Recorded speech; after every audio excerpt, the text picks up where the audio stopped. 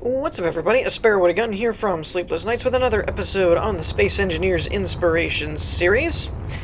We're starting things off today with a little bit of a different build. As you can see, this is not a normal ship. It is a chessboard, which I thought, what? That's awesome! So, I wanted to basically show it off a little bit, because I thought it was really interesting and unique. So, there's a couple of things that are interesting about this. One, you have the setup like a standard board with the letters and numbers on the side of the table, which is pretty cool. And there's also this convenient little middle line, just in case the black and white kind of blurs together and you can't quite tell where the middle part is. Now, there are a couple of things for startup purposes. For example, these are all held together when you paste the blueprint in by a block here. So the idea is you could either turn mirror mode on or fly from one corner to the other. Now, I don't know, this should work. I don't have block damage on, but I have, wait, control and, wait, what? Why is it trailing off after a minute? That's really weird.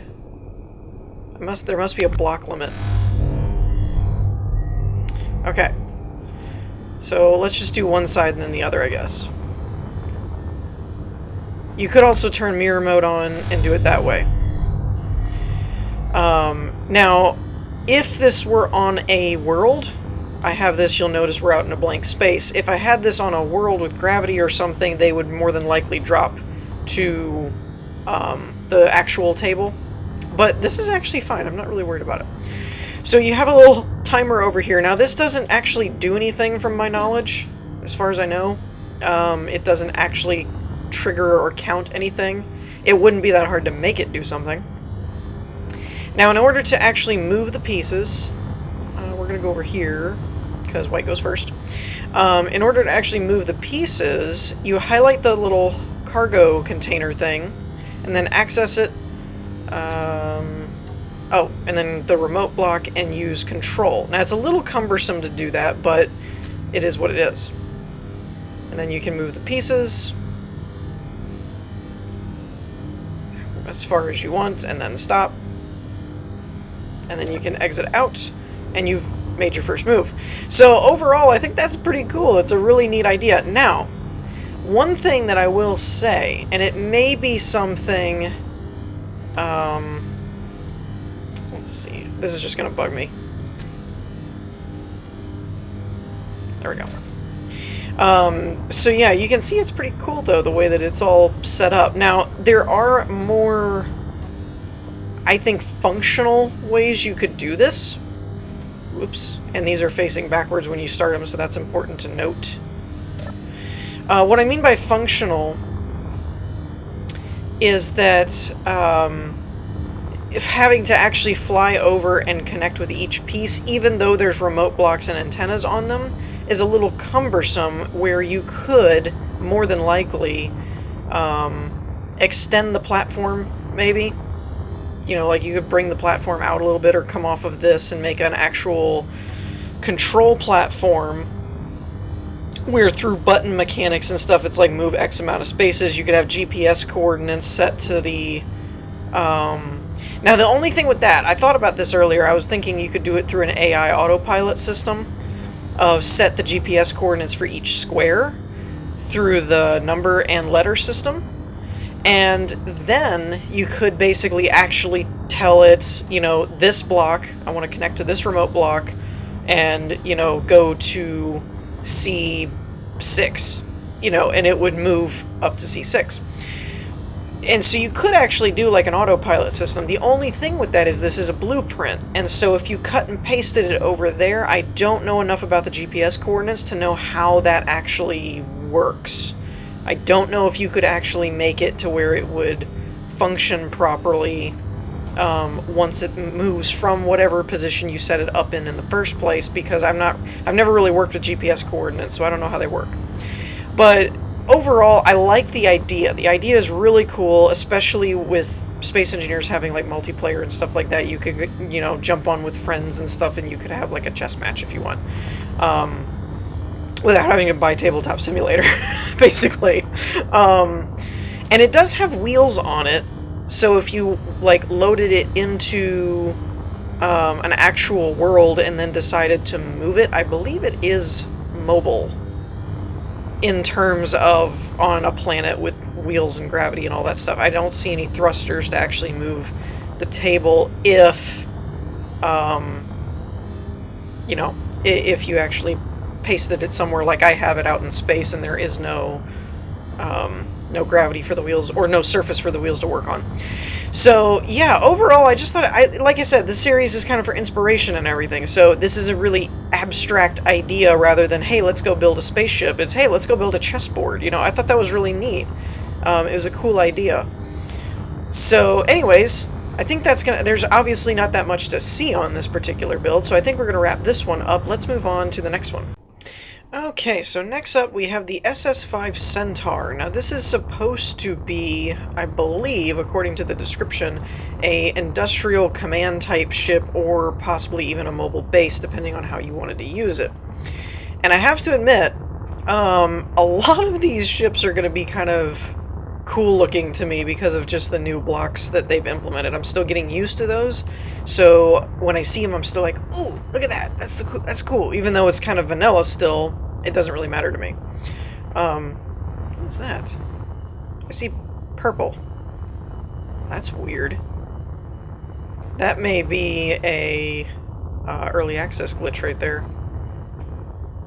Huh, interesting. I don't think that has anything to do with the build, though, so ignore that. But anyways, so yeah, it has, I believe it has everything that you would need for, like, a survival situation and whatnot. Now that's interesting. That's actually really interesting. These are, it looks like a incomplete rocket launcher, but I can't say I've ever seen the incomplete look before. That looks kind of cool. We got our solar farms up there. Hangars on the right. I think there's, what did they say, 4 hangars on the side? Or no, there's a couple of landing pads on the side, and then this is the main hangar, I think? And it said it's supposedly able to house 4 to 5, I think, small ships. Actually, it looks like there's more than that, because there's 6 connectors, so if the ships were small enough, like little fighters, you could actually plug in 6 there. And supposedly it has the cryo space to basically hold all the crew as well for those ships, for said ships.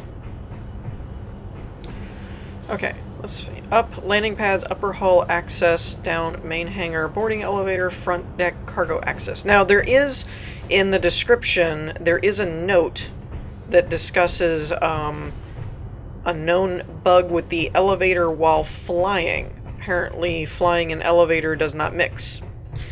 So keep that in mind. And here's one of the landing pads. That looks like an atmospheric turbine. It is able to, according to the description, enter and leave atmosphere. So you could take it down to a planet if you so desired. What are these glass areas? Oh, they're just windows over the top. Okay. Couldn't quite tell. I never know anymore what of these builds have the airlock scripts and stuff running on them, so I'm never sure how to handle doors. Okay, so here's your cryo chambers. Definitely quite a few of them. Rear observatory. Oh, this looks cool. I never even noticed that they changed the pillars and stuff. That looks good. I guess. I don't know if they changed windows or not. The windows don't look that much different, so I'm thinking those might be the same kind of blocks, but like I said, I'm still getting used to the new overhauled blocks. Like, the interior blocks look a little different, the stairs look much better.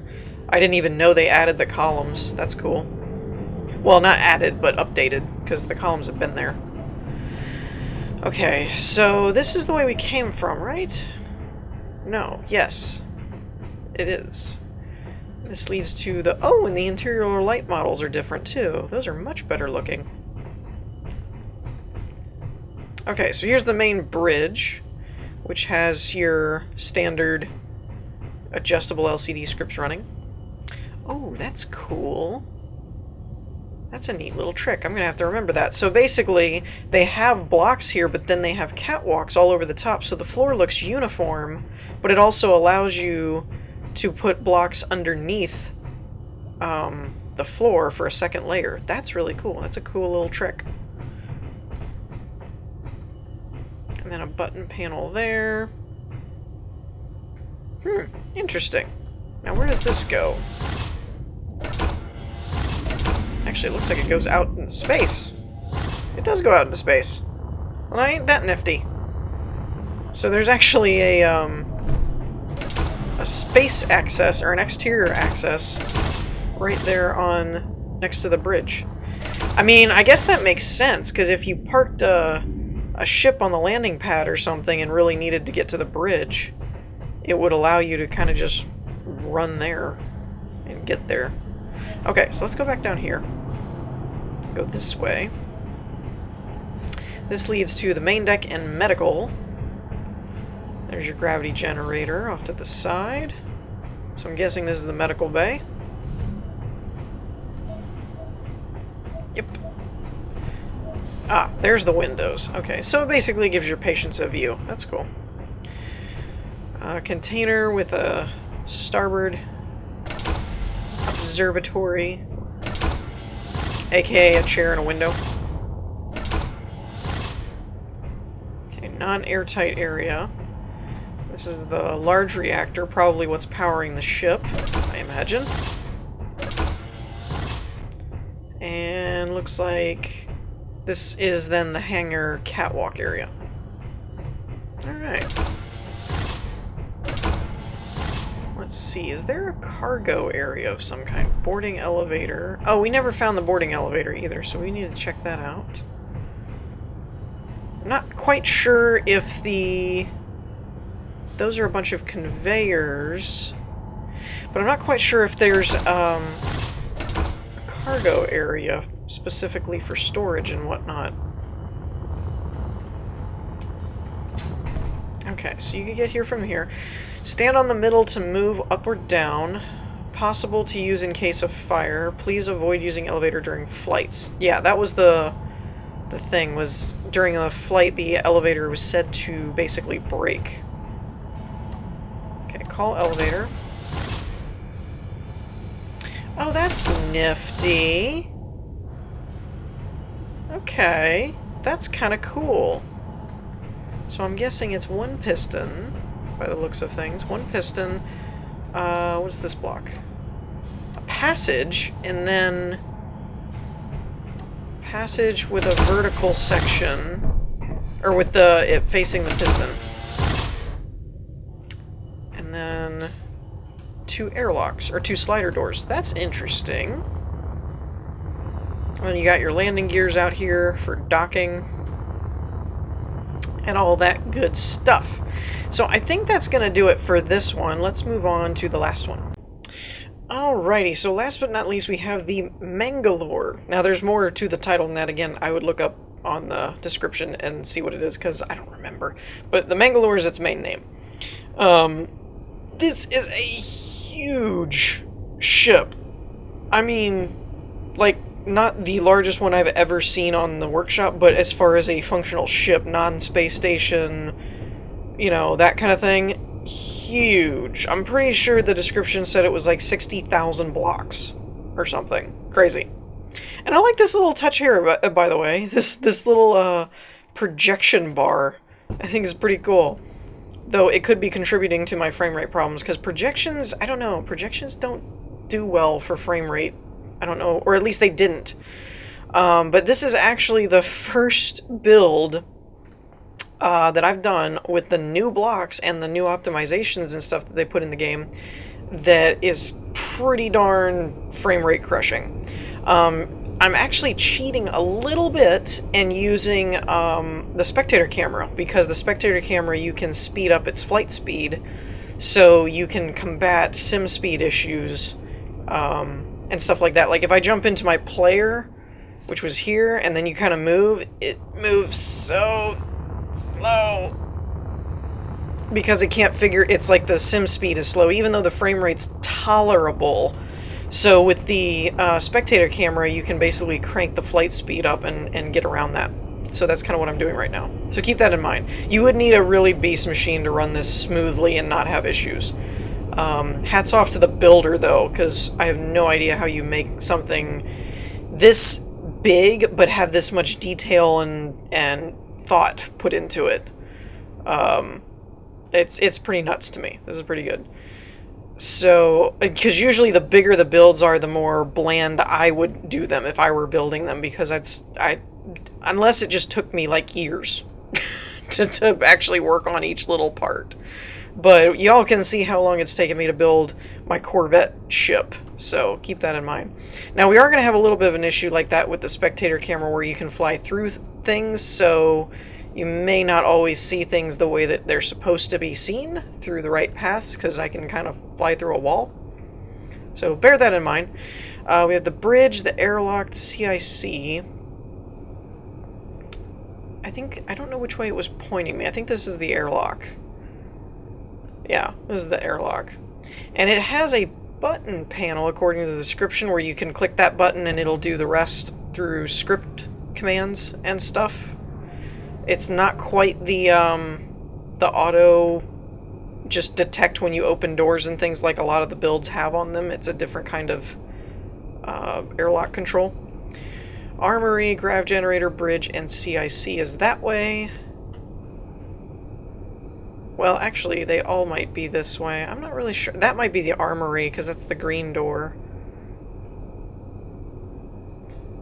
Rapid depressurization, beware. Oh, that's an airlock. So it goes up this way. Ooh, yeah, my frames are not happy about this right now. Okay, so here's the CIC, authorized personnel only, and bridge. Now, is this the CIC or is this the bridge? I think this is CIC. Booting up, configuration also. No, I don't know. I don't know. This could be the bridge. It's got a little holographic screen. Oh, you know what? The bridge is probably up here. That is probably the CIC. Yep. Bridge. Authorization level. Lieutenant and above only. Beware. No unauthorized personnel on the bridge. Objectives. Enemies located. Fighters. Systems online. Weapons ready. Gunner seat. Ooh, this is kind of cool. This is pretty neat. So yeah, I won't really probably be doing any of the functional stuff because the spectator camera won't let me interact with anything. Oh, this is neat. There's like a observation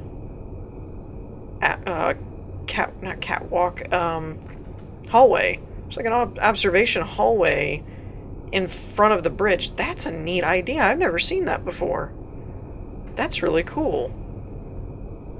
I really like that, because then you could have like actual spotters that could stand out here and then call back coordinates or distances or things like that if you had any kind of computer malfunctions or whatnot. Alright, let's dip down through the wall here, see what we got going on. It looks like the cargo area. If I can find... I can't find the actual path, though. I keep finding the walls and stuff. Where... Ah, there it is. I was gonna say, where am I supposed to be? This is actually really tough to do without the restriction of a hallway to keep you in check. Main stairwells, crossroads, hangar. So let's go this way. Ooh, this is cool. But yeah, I probably won't be showing off very much more of this just because this is kind of painful to get through. But I couldn't, in good conscience, let this build go unnoticed. Not that it was going unnoticed or anything, but by me, you know. Some people don't actually just go through and look for stuff on the workshop. Some people might only pull up things what they see in other people's videos and stuff like that. So I kind of wanted to show this, but it is not making it easy on me. I wanted to kind of see what the escape pods looked like, because I feel like I remember them saying something about in the description that they were custom escape pods.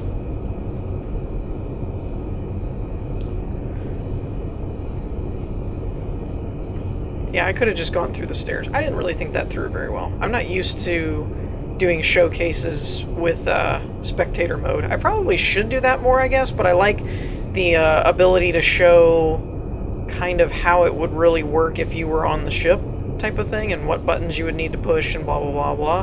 Whereas like right now I'm kind of just flying through everything, which isn't as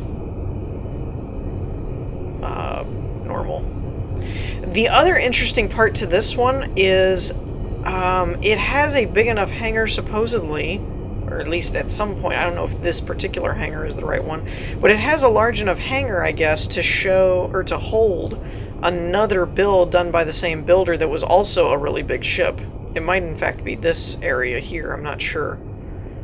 So I was like, that's kind of crazy that this thing, I believe they classified, the builder classified the ship as a Super Titan class, I think.